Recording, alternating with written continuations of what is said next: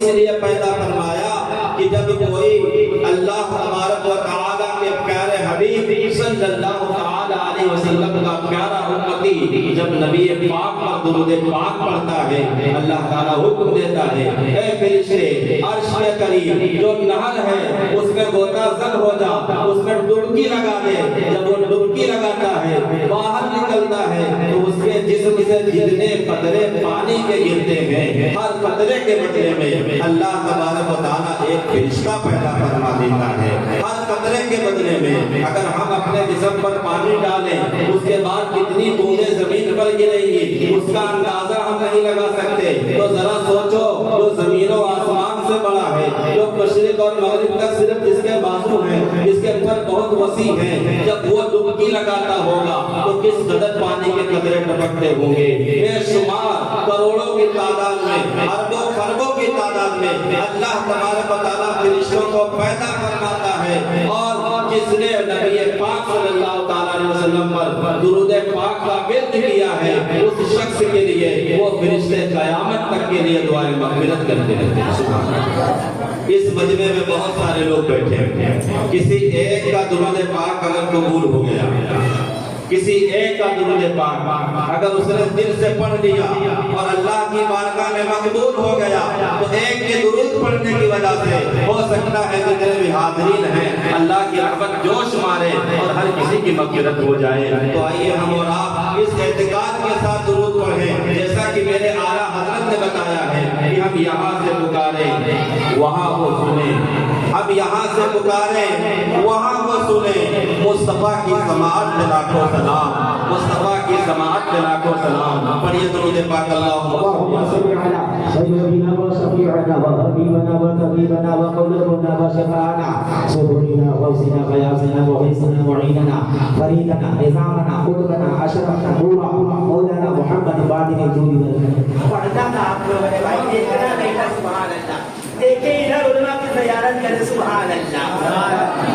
ذرا گھوم کے بول دے پورا مجمع سبحان اللہ۔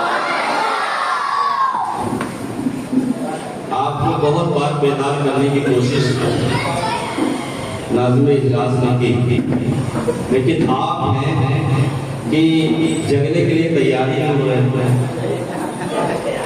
آپ کو میں بتا دوں کہ ایک شخص تھا جو میدان میں آ کے بیٹھ جاتا تھا، اور ہم اپنے اوپر کبھی نظر نہیں دوڑاتے ہیں کہ ہم کیسے ہیں، لیکن دوسرے کے اوپر ہر آدمی کی نظر رہتی ہے۔ تو کچھ لوگوں نے اس کو میدان میں بیٹھے ہوئے دیکھ لیا تو کہا کہ یہ یہاں روز آ کے بیٹھ جاتا ہے، آخر کیوں بیٹھتا ہے؟ تو کچھ لوگوں نے مشورہ کیا چلو آج اس کے بعد چل کے معلوم کرتے ہیں کہ آخر یہ کہاں بیٹھا ہوا ہے، یہاں کیوں بیٹھتا ہے، روزانہ یہاں کیا کرنے آتا ہے؟ تو لوگوں نے کہا بھائی صاحب آپ روز آتے ہو اسی جگہ پر تھوڑی دیر بیٹھتے ہو چلے جاتے ہو، مسئلہ کیا ہے؟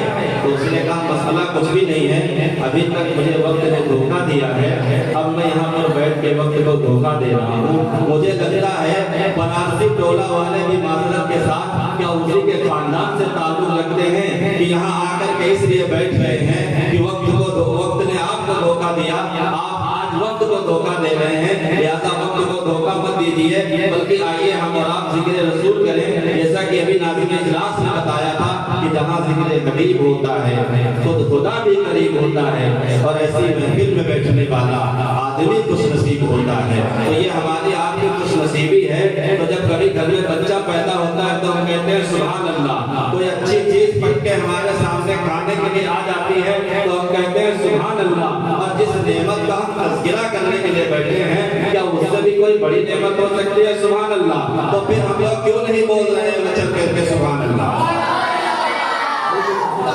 اور آپ کو بتا دوں بار بار میں آپ سے نہیں کہوں گا کہ سبحان اللہ بولیے، اگر آپ سبحان اللہ بولیں گے تو شیطان آپ سے دور رہے گا، آپ کو نیند نہیں آئے گی، آپ میرا ساتھ دیں گے میں آپ کا ساتھ دوں گا، آپ کو سننے میں مزہ آئے گا، ہمیں پڑھنے میں مزہ آئے گا۔ اور اس سے بڑھ کر کیا ہے کہ دیکھیے اگر کسی کا نام لے کے تعریف کی جائے تو اس کو خوشی ہوتی ہے کہ نہیں ہوتی؟ بہت خوشی ہوتی ہے۔ اگر یہاں ایک بینر لگا ہوتا اس پر آپ کا نام لکھا ہوتا آپ کو بڑی خوشی ہوتی۔ یہ سامنے جو بینر لگا ہے اس پر میرا نام لکھا ہوا ہے، بار بار اس کو آپ دیکھتے، یا ناظم اجلاس صاحب کسی کا نام لے لیتے وہ سوتا ہی نہیں، بار بار ان کو لیتا کہ میرا تو نام لیا جا رہا ہے، لیکن سنو جب کوئی سبحان اللہ کہتا ہے تو دنیا میں نہیں بلکہ اللہ تبارک و تعالیٰ کے پیارے حبیب فرماتے ہیں جب کوئی بندہ سبحان اللہ کہتا ہے تو اس کے نام کا کھجور کا درخت جنت میں لگا دیا جاتا ہے۔ اور دنیا میں پیڑ لگانے کی اتنی بڑی فضیلت ہے، میرے نبی نے فرمایا کہ اگر لوگوں کو پتہ چل جائے کہ دنیا میں پیڑ لگانا کتنے ثواب کا کام ہے تو جو میرے امتی ہیں وہ کوئی جگہ زمین پر خالی ہی نہ چھوڑے جہاں پر پیڑ نہ لگا دیں، تو جنت میں درخت لگانے کا کیا ہی معاملہ ہوگا۔ سبحان اللہ۔ تو حضرات میں آپ سے بار بار نہیں کہوں گا، جو چاہتے ہیں کہ ان کے نام کا بھی درخت جنت میں لگ جائے تو صرف وہی سبحان اللہ بولیں گے، باقی آپ خاموشی سے سنیں گے، چند منٹ سنا دوں گا، اگر ماحول بنا کر سنیں گے انشاءاللہ تعالیٰ جب تک کہیں گے تب تک آپ کو سناتے رہیں گے۔ ایک مرتبہ اور کہہ دیجیے سبحان اللہ۔ اللہ رب محمد صلی اللہ علیہ وسلم محمد صلی اللہ علیہ وسلم۔ اللہ تعالیٰ قرآن میں فرماتا ہے وَإِنَّكَ لَعَلَىٰ خُلُقٍ عَظِيمٍ، اور بے شک اے محبوب اپنے آپ کو بلند اخلاق والا بنا کر، اور میں حضور پاک صلی اللہ تعالیٰ علیہ وسلم کے اخلاق کی بات آپ کے سامنے کرنے کے لیے آئی۔ اور آپ کو بتا دوں اس دنیا میں بہت سارے لوگ آئے اور بہت سارے لوگ چلے گئے، اگر انسان کی پہچان کسی چیز سے ہوتی ہے تو میں سمجھتا ہوں کہ اس کے اخلاق سے ہوتی ہے۔ انسان جانا جاتا ہے تو اپنے اخلاق اور کردار سے جانا جاتا ہے، لیکن اخلاق کا ترجمہ، اخلاق کا معنی، اخلاق کا مفہوم ہم لوگ اپنے اپنے اعتبار سے اپنے اپنے معاشرے میں اپنے طور پر لیتے ہیں۔ کوئی اگر محبت سے بول دیتا ہے ہم کہتے ہیں یہ اخلاق والا ہے، اگر کوئی پانی پلا دیتا ہے تو ہم کہتے ہیں یہ اخلاق والا ہے، کوئی پڑھ کر ہم سے سلام کر لیتا ہے تو ہم کہتے ہیں یہ اخلاق والا ہے، کوئی اگر ہم سے محبت سے ہماری مدد کر دیتا ہے تو ہم کہتے ہیں اخلاق والا ہے۔ لیکن یہ تو اخلاق کی بات ہے، لیکن اللہ تبارک و تعالیٰ نے بہت سارے لوگوں کو اخلاق مند بنایا ہے، بہت سارے لوگوں کو اللہ تبارک و تعالیٰ نے پیکر اخلاص بنایا ہے۔ لیکن حضرات محترم اس دنیا میں ایک ذات ایسی آئی، ایک ذات ایسی آئی جس کو رب تبارک و تعالیٰ نے اس دنیا میں بھیجا، اس کا عالم یہ ہے کہ اس کے جیسا اخلاق مند کل کوئی نہ پیدا ہوا تھا، نہ آج کوئی پیدا ہوا ہے اور نہ کوئی کو قیامت تک۔ نعرہ تکبیر، نعرہ تکبیر، نعرہ رسالت، نعرہ رسالت۔ اسی پر تھوڑی دیر بات کروں گا، لیکن اس سے پہلے آج میں آپ کو یہ بھی بتا دوں کہ بہت لوگ کہتے ہیں میلاد کیوں منایا جاتا ہے، تو میں کہتا ہوں میلاد کیوں نہیں منایا جاتا ہے۔ میلاد وہ مناتے ہیں جن کو اس بات کا یقین ہے کہ میرے نبی آئے ہیں تبھی ہم پیدا ہوئے۔ میلاد وہ مناتے ہیں جن کو پتا ہے کہ اگر نبی نہیں آئے ہوتے تو آج بچیاں آج بھی زمین میں زندہ درگور کر دی جاتی۔ میلاد وہ لوگ مناتے ہیں جن کو یہ بات پتا ہے کہ اگر میرا نبی نہیں آیا ہوتا تو آج بھی ہم کسی نہ کسی کے غلام ہوتے۔ میلاد وہ لوگ مناتے ہیں جن کو اس بات کا پتا ہے کہ اگر میرے نبی اس دنیا میں نہیں آئے ہوتے تو ہمیں ایسی آزادی نصیب نہیں ہوئی۔ میلاد وہ لوگ مناتے ہیں جن کو اس بات کا احساس ہے، جن کو اس بات کا پتا ہے کہ ہم کو پیدا ہونے سے لے کر قبر میں جانے تک جتنی ہماری ضرورت کی چیز تھی وہ ساری کی ساری چیزیں رسول اللہ صلی اللہ تعالیٰ علیہ وسلم کے صدقے میں ہمیں ملیں گی۔ اگر آپ کا اس پر ایمان ہے، دیکھیں یوم آزادی ہم کیوں مناتے ہیں؟ جس کو معلوم ہی نہیں، جیسے ہم لوگ کے سامنے دیش آزاد نہیں ہوا ہے، سنتے تو ضرور ہیں لیکن اتنی خوشی، ہم کو خوش ہونا چاہیے دیش کے آزاد ہونے پر اور خوشی بھی منانا چاہیے، لیکن جو اس وقت موجود تھا، جس نے انگریزوں کا ظلم و ستم دیکھا تھا، جس نے ان کی پریشانیوں کو جھیلا تھا، جب دیش آزاد ہوا جتنی خوشی اس کو ہوئی اتنی خوشی ہمیں نہیں ہو سکتی۔ تو کہنے کا مقصد یہ ہے کہ اس کو خوشی نہیں ہوگی میلاد منانے کی جو میرے نبی کا احسان نہیں جانتا ہے، اور جو میرے نبی کا احسان جانتا ہے، جس کو یہ معلوم ہے کھانا مل رہا ہے تو نبی کے صدقے میں، کھانا مل رہا ہے تو نبی کے صدقے میں، زندگی ملی ہے تو نبی کے صدقے میں، اس زندگی میں جو کچھ ملا ہے نبی کے صدقے میں، کل جنت بھی ملے گی نبی کے صدقے میں۔ جو نہ تھے تو کچھ نہ تھا، وہ جو نہ ہو تو کچھ نہ ہو، جان ہے وہ جہان کی، جان نہیں تو جہان۔ حضرات محترم، کہنے کا مقصد یہ ہے، ایک حدیث قدسی سنا دیتا ہوں۔ آج بہت سے لوگ یہ کہتے ہیں کہ میلاد منانا یہ بریلویوں نے شروع کیا، میلاد منانا یہ سنیوں نے شروع کیا ہے، میلاد منانا یہ چند مولویوں نے شروع کیا ہے۔ تو سنو، پہلے میلاد کا مطلب سمجھو۔ میلاد جسے انگلش میں واٹر بولتے ہیں، اسی طریقے سے ہندی میں پانی بولتے ہیں، اسی طریقے سے عربی میں اس کو ماں بولتے ہیں، پانی کو۔ تو اسی طریقے سے جب میلاد بولتے ہیں تو لوگ سمجھ نہیں پاتے کہ میلاد ہوتا کیا ہے۔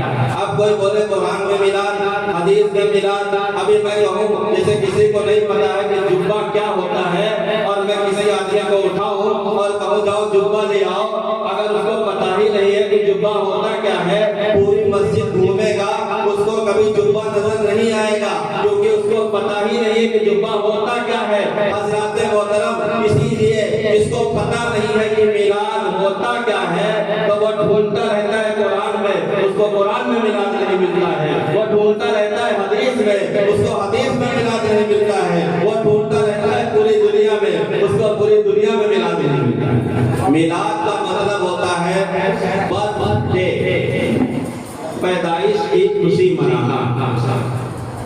اور اللہ تعالیٰ نے جب اپنے حبیب کو پیدا فرمایا، حدیث قدسی ہے، میرا رب فرماتا ہے لولا کلمہ خلقت الدنیا، لولا کلمہ خلقت الافلاق۔ اے محبوب، اگر آپ کو پیدا کرنا نہ ہوتا تو میں دنیا کو نہ بناتا۔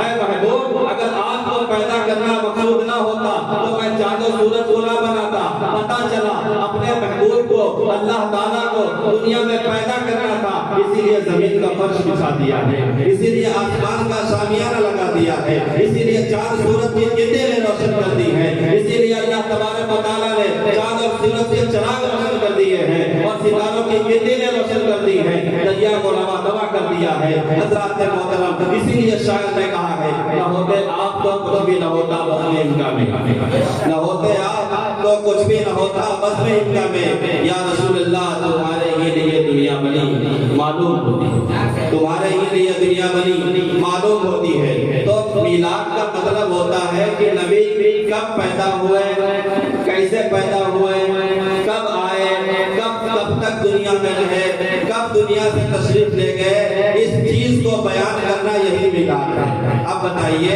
12 ربیع الاول کو حضور دنیا میں تشریف لائے، یہ ہم نے حدیثوں سے نہیں جانا تو کیسے جانا؟ حضور پاک صلی اللہ تعالیٰ علیہ وسلم 63 سال تک اس سرزمین پر اپنی ظاہری زندگی کے ساتھ موجود رہے، یہ ہم نے حدیثوں سے نہیں جانا تو کیسے جانا؟ حضرات محترم، یہی میلاد ہے جس کو ہم منا رہے ہیں، اور میلاد کوئی آج سے ہم نہیں منا رہے ہیں، بلکہ جب میرے نبی اس دنیا میں نہیں آئے تھے نا، اس سے 1000 سال پہلے آپ کا میلاد منایا جائے۔ سبحان اللہ، 1000 سال پہلے میلاد منایا جا رہا تھا۔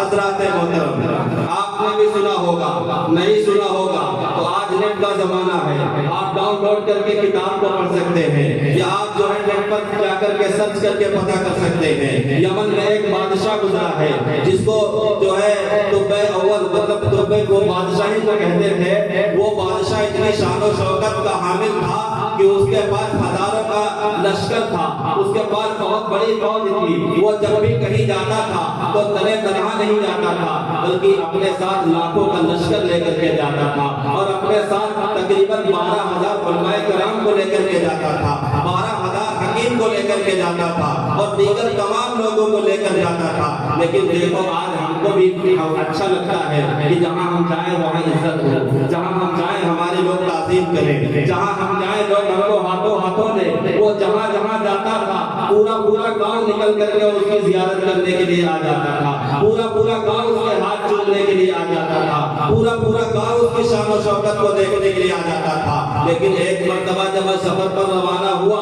کہاں پہنچ گیا؟ خانہ کعبہ کے ارد گرد. جب وہاں پہنچا مکہ شریف پہنچا تو کیا دیکھتا ہے, مکے سے کوئی بھی شخص اس کو دیکھنے کے لیے نہیں آیا. بادشاہ کو بڑا تعجب ہوا کہ اتنا بڑا لشکر ہے, اتنی بڑی فوج ہے, اتنا شان و شوکت والا بادشاہ ہے, وہ پورے لشکر کے ساتھ یہاں آیا ہے, لیکن یہاں کے لوگ کیسے ہیں, اتنے گھمنڈی ہیں, ان کو کس بات کا جو ہے, کس بات کا ان کو جو ہے فخر ہے کہ ہم کو دیکھنے کے لیے نہیں آئے ہیں. وزیر کو بلایا, کہا کیا وجہ ہے؟ وزیر نے کہا سنو, یہاں پر ایک گھر ہے جس کو ساری دنیا بیت اللہ کے نام سے جانتی اور پہچانتی ہے. یہ لوگ صرف اسی کی تعظیم کرتے ہیں, اسی کی عزت کرتے ہیں, اسی کو مانتے ہیں, اور تمام دنیا کے لوگ اس کی زیارت کرنے کے لیے پوری آتے ہیں. لہٰذا اس وجہ سے بادشاہ وہ لوگ تمہیں دیکھنے کے لیے نہیں آئے. بادشاہ کو غصہ آیا. ابھی دل میں اس نے سوچا, کیا سوچا کہ اس گھر کو میں گرا دوں گا, معاذ اللہ مٹی میں ملا دوں گا, اس کو نابود کر دوں گا, اور جو یہاں کی بستی میں جتنے لوگ آباد ہیں ان کو بھی میں ختم کر دوں گا. جیسے ہی اس نے اس بات کو سوچا تھا, اللہ کا عذاب نازل ہو گیا. اس کی آنکھ سے خون بہنے لگا, اس کی ناک سے خون بہنے لگا, اس کے منہ سے خون بہنے لگا. وہ بالکل بے حال ہو گیا. حکیموں کو بلایا, علاج میں علاج چل رہا ہے, علاج میں علاج چل رہا ہے, لیکن اس کو شفا نہیں مل رہی ہے. بہت پریشان ہے. ایک عالم ربانی آئے. عالم ربانی آ کر کے جب بادشاہ کو دیکھتے ہیں, دیکھنے کے بعد کہتے ہیں, بادشاہ یہ حکیموں سے ٹھیک ہونے والا مرض نہیں ہے, کیونکہ تمہیں کوئی بیماری نہیں, بلکہ تم پر تو اللہ کا عذاب نازل ہوا ہے, عذاب. تو جب اس نے یہ سنا, کہا یہ کیسے ہوا ہے؟ کہا تم نے اپنے دل میں کوئی برا خیال پیدا کیا. اللہ اکبر, تمہارے دل میں کوئی برا خیال پیدا ہوا ہے. بادشاہ نے فوراً یاد کیا کہ میں نے اس گھر کو ڈھانے کی بات کی تھی, یہاں کے لوگوں کو تباہ و برباد کرنے کی بات کی تھی. فوراً ہی اس نے توبہ کیا. چند منٹ گزرے کہ وہ پھر سے اچھا ہو گیا. سبحان اللہ. حضرات محترم, پھر وہ قافلہ لے کر کے جب آگے بڑھا, مدینہ الرسول پہنچا, مدینہ طیبہ میں پہنچا. جب وہاں وہ پہنچتا ہے تو وہاں پر علماء کرام جو اس کے ساتھ تھے, انہوں نے جب مدینہ شریف میں, مدینہ شریف کی سرزمین پر قدم رکھا, وہاں کی مٹی کی خوشبو کو سونگا, فوراً بادشاہ سے کہا, آج تک جہاں جہاں آپ جاتے تھے ہم آپ کے ساتھ جاتے تھے, جہاں جہاں آپ رہتے تھے ہم آپ کے ساتھ رہتے تھے, لیکن ہماری آرزو ہے کہ جب آپ آگے جائیں تو ہم آپ کے ساتھ نہ جائیں, بلکہ ہم یہی رہنا چاہتے ہیں. تو تمام لوگوں نے, تمام علماء نے جب اس بات کا اصرار کیا تو بادشاہ حیران ہو گیا. کہنے لگا, کیا تم کو ہمارے محل میں اچھا نہیں لگتا ہے؟ کیا جو تم کو تمہاری ہم خدمت کر رہے ہیں, کیا میری خدمت میں کوئی کمی ہے؟ آخر تم یہاں کیوں رہنا چاہتے ہو؟ تو کہا, جو اثرات ہم نے کتابوں میں پڑھے ہیں کہ آخری نبی جو تشریف لائیں گے اور ہجرت کر کے جس جگہ پر آ کر قیام پذیر ہوں گے, ہمیں لگتا ہے وہ کوئی اور جگہ نہیں ہے بلکہ وہ یہی جگہ ہے, لہٰذا ہم یہاں رہنا چاہتے ہیں. اور یہ کوئی آج نہیں ذکر ہو رہا, آج تو الحمدللہ ہم لوگ 1500 سالہ جشن میلاد النبی منا رہے ہیں. اس سے 1000 سال پہلے کی میں بات کر رہا ہوں. جب یہ بات ہوئی تو بادشاہ عقیدت مند تھا, اس نے کہا, علماء کا احترام کرتا تھا. اس سے 2 باتیں آپ کو بتا دوں, مطلب میں بعد میں بھول جاؤں. اس سے 2 باتیں پتہ چلی کہ دل میں پوری نیت رکھنے سے بھی انسان تباہ و برباد ہوتا ہے. لہذا نیت کو صاف رکھو, صاف نیت جو ہے خراب مت کرو.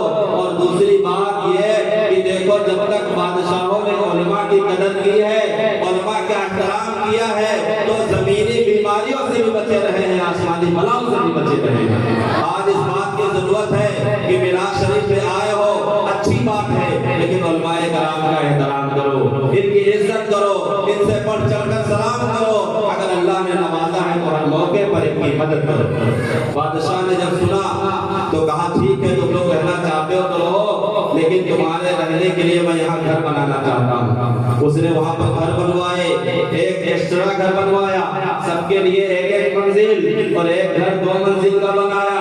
اس کے بعد سب کو ایک ایک گھر دے دیا, اور ایک خط لکھا جو سب سے بڑے عالم دین تھے ان کو دیا. کہا, یہ خط میں آپ کے حوالے کرتا ہوں, میں ہوں آج, کل نہ رہوں, اور جب کبھی آپ دنیا میں موجود رہیں, اگر وہ آخری نبی آ جائے تو وہ خط ان کو دے دینا.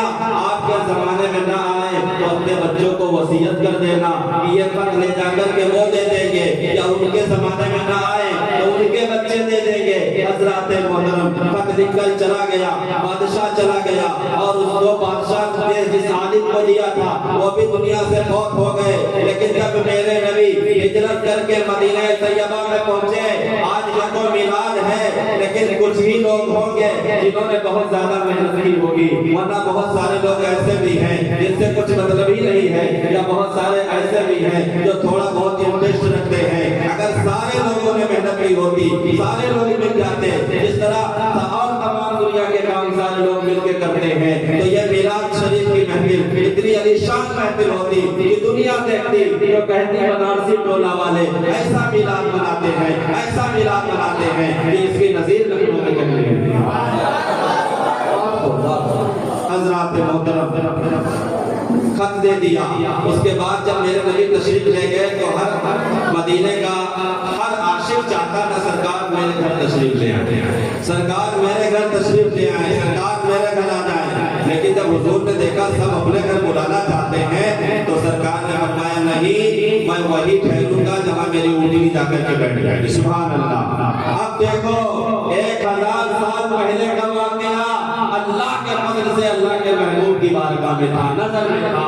میرے آقا کی اونٹنی کہیں اور نہ رکی، اسی گھر کے سامنے رکی جس گھر کو بادشاہ نے بنایا تھا حضور صلی اللہ تعالیٰ علیہ وسلم کے لیے خاص طور پر۔ اس وقت اس گھر کے مالک حضرت ایوب انصاری رضی اللہ تعالیٰ عنہ تھے۔ جب آقا صلی اللہ تعالیٰ علیہ وسلم اس گھر میں تشریف لے گئے، تشریف لے جانے کے بعد جیسے ہی یہاں بیٹھے تو آپ کو کسی نے بتایا نہیں کہ یہاں بستی کیسے ہوئی، آبادی کیسے بنی، یہاں پر آباد کیسے ہوئے۔ سرکار نے فرمایا تم میں سے ایک نام بھی بتایا، فلاں کہاں ہے؟ لوگ حیران ہو گئے، وہ تو یہاں کا کوئی امیر بھی نہیں ہے، یہاں کا کوئی رئیس بھی نہیں ہے، یہاں کا کوئی بادشاہ بھی نہیں ہے، وہ تو ایک غلام ہے، غلام۔ اور آتے ہی سرکار نے غلام کو یاد فرمایا، اس کا نام بھی جانتے ہیں؟ سرکار نے فرمایا ہاں ہاں میں اس کا نام بھی جانتا ہوں، اور اس کے پاس جو خط ہے میں اس خط کو بھی جانتا ہوں۔ حضرات محترم واقعہ بہت لمبا ہے، اگر اسی پہ آگے بڑھاؤں تو بات بڑھتی چلی جائے گی، لیکن کہنا چاہتا ہوں اگر محبت میں اس وقت قرآن نہیں نازل ہوئی تھی، اس وقت اللہ نے کوئی حکم نازل نہیں کیا تھا نبی کی تعظیم کرو، نبی سے محبت کرو۔ جب قرآن نازل نہیں ہوا، قرآن کی کوئی آیت نازل نہیں ہوئی، اس سے پہلے جب بادشاہ نبی کی محبت میں گھر بنا دے، نبی کی محبت میں خط لکھ دے، تو نبی 1000 سال بعد بھی اس خط کے بارے میں جانتے ہیں، تو ہم 1400 سال بعد اگر نبی کا میلاد محبت سے منائیں گے تو کیوں نہیں جانیں گے؟ اسی لیے کسی شاعر نے کہا ہے حدود طائل سجرا حضور جانتے ہیں، کہاں ہے عرش مولا حضور جانتے ہیں، بروز حشر کریں گے شفاعت چن چن کر، بروز حشر کریں گے شفاعت چن چن کر، ہر ایک غلام کا چہرہ حضور جانتے ہیں۔ آپ کے زندہ دلی کا ثبوت دیجیے، اتنی زبردست تقریر یار، نعرے تکبیر۔ پیچھے والے بولے گے تو آگے والے خود بخود بولیں گے نعرے تکبیر، نعرے رسالت۔ لبیک کے نعروں سے دنیا کو ہلا دیں گے، ہم نبی کی چاہت میں جان کو لٹا دیں گے۔ نعرے تکبیر،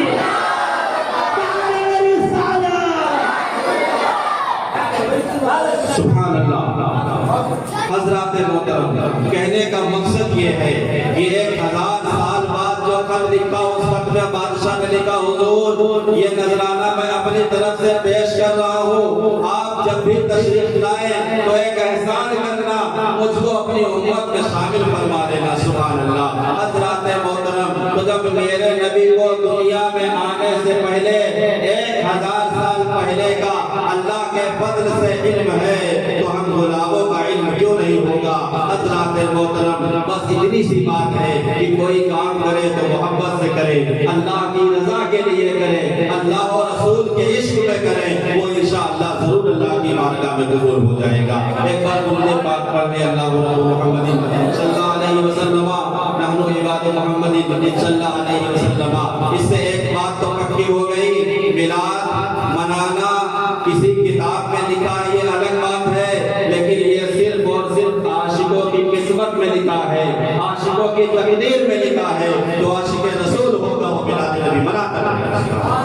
اور حضرات محترم، آپ کے سامنے میں نے جس آیت کریمہ کی تلاوت کی تھی کہ اللہ تعالیٰ نے، ہم اپنے نبی صلی اللہ تعالیٰ علیہ وسلم کا میلاد اس لیے مناتے ہیں کہ میرے نبی صلی اللہ تعالیٰ علیہ وسلم کی ذات گرامی وہ ذات گرامی ہے جس نے پتھر دل کو موم کر دیا، جس نے جو ہے ظالموں کے دل کی دنیا کو بدل دیا، جس نے عدل و انصاف پوری دنیا میں قائم کر دیا ہے۔ دیکھو بہت ساری سرکاریں آتی ہیں اور آئیں گی اور چلی جائیں گی، ہر سرکار اپنا اپنا قانون بناتی ہے، لیکن اس کا قانون اسی کی سرکار میں چلتا ہے، کبھی کبھی اس میں بھی نہیں چل پاتا ہے، رد و بدل ہو جاتا ہے۔ لیکن میرے نبی کی یہ شان ہے، آج سے 1500 سال پہلے میرے آقا صلی اللہ علیہ وسلم جب تشریف لائے اور اپنی ظاہری زندگی میں اس قانون کو انہوں نے بتا دیا، آج اللہ کا فضل ہے جو واقعی ان کا ماننے والا ہے، آج بھی اسی قانون کو فالو کر رہا ہے۔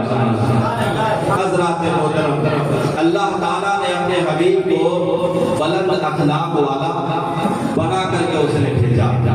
اگر کہیں پر میں بات کروں کہ ناظم اجلاس دانش صاحب کا اخلاق بہت اچھا ہے، یا ہمارے بغل میں میرے بھائی بیٹھے ہیں، اگر میں کہوں کہ ان کا اخلاق بڑا پیارا ہے تو شاید کوئی اور کہہ سکتا ہے نہیں ان کا اخلاق نہیں، ان کے بعد اس سے پہلے جلسہ ہوا تھا وہ مولانا صاحب ہے تو ان کا اخلاق بہت اچھا ہے۔ کسی کی بھی بات لے لو، لیکن ہو سکتا ہے کہ میری بات کا کوئی کاٹ کر دے، لیکن میرے نبی کا اخلاق وہ اخلاق ہے کہ جس کی برابری کل نہ کوئی کر سکتا تھا، نہ آج کوئی کر سکتا ہے، نہ قیامت تک کوئی کر سکتا ہے۔ جب اخلاق حسنہ کی نعرہ تکبیر، نعرہ رسالت، علماء اہل سنت، میلاد النبی، آپ اپنی آنکھوں کی آنکھوں سے مشاہدہ کر رہے ہیں۔ ممبر نور پر حضرت علامہ مولانا بدر الدین صاحب قبلہ، قاری کمال صاحب قبلہ، اور حضرت علامہ مولانا مفتی ثناء المصطفیٰ صاحب قبلہ، اور آپ کے خطیب و امام حضرت علامہ مولانا عمران صاحب کی آمد ہو گئی ہے، لہٰذا میں اپنی گفتگو کو زیادہ لمبا نہیں کھینچوں گا، چند باتیں بتا کر کے اپنی تقریر کو ختم کر دوں گا کہ جب یہ آیت کریمہ نازل ہوئی تو صحابہ کرام نے سوچا کہ پتہ لگایا جائے اللہ پاک نے حضور کو کتنا اخلاق عطا کیا، تو کہا کس سے پوچھا جائے؟ کہا پوچھا اسی سے جائے جس کو سب سے زیادہ حضور کے بارے میں معلوم ہو، جس نے حضور کو اٹھتے بیٹھتے سوتے جاگتے چلتے پھرتے آتے جاتے ہر لمحے دیکھا ہو۔ تو کہا ہماری نظر میں حضرت ام المؤمنین عائشہ صدیقہ رضی اللہ تعالیٰ عنہا کے علاوہ کوئی اور ہے ہی نہیں جس نے حضور پاک صلی اللہ علیہ وسلم کو ہر لمحے دیکھا۔ تو صحابہ کی ایک مبارک جماعت گئی اور ام المؤمنین سے پوچھا کہ حضور کو اللہ نے کتنا اخلاق عطا کیا ہے بتا دیجئے۔ تو آپ مسکرائی اور کہتی ہیں ایک بات بتاؤ، اللہ تعالیٰ نے دنیا میں کتنا سامان پیدا کیا ہے، اللہ تعالیٰ نے دنیا میں کیا کیا بنایا ہے اللہ نے؟ تو صحابہ حیران ہو گئے، کہا روز کچھ نہ کچھ نیا بنتا ہے، تو ہزاروں چیز جب ہم بول رہے ہیں ایک سیکنڈ میں لاکھوں چیزیں نہیں تیار ہو جاتی ہیں، دنیا کی کتنی چیزیں ہیں اس کی کوئی گنتی کر ہی نہیں سکتا ہے۔ تو فوراً کہا سنو، اللہ نے قرآن میں فرمایا کل متاع دنیا قلیل، کہ میں نے دنیا میں تھوڑا سا سامان پیدا کیا، جب تم تھوڑے سے سامان کی گنتی نہیں کر سکتے ہو تو اخلاق مصطفیٰ کے بارے میں تو اللہ نے قرآن میں فرمایا کہ میں نے بہت بلند و بالا اخلاق عطا فرمایا ہے، تو ان کے اخلاق کا اندازہ کیسے کر سکتے ہو؟ اور بتا دیا کہ مصطفیٰ کا جو اخلاق ہے وہ خود قرآن ہے۔ سبحان اللہ۔ حضرات یہی اخلاق مصطفیٰ تھا جس نے کیا کیا،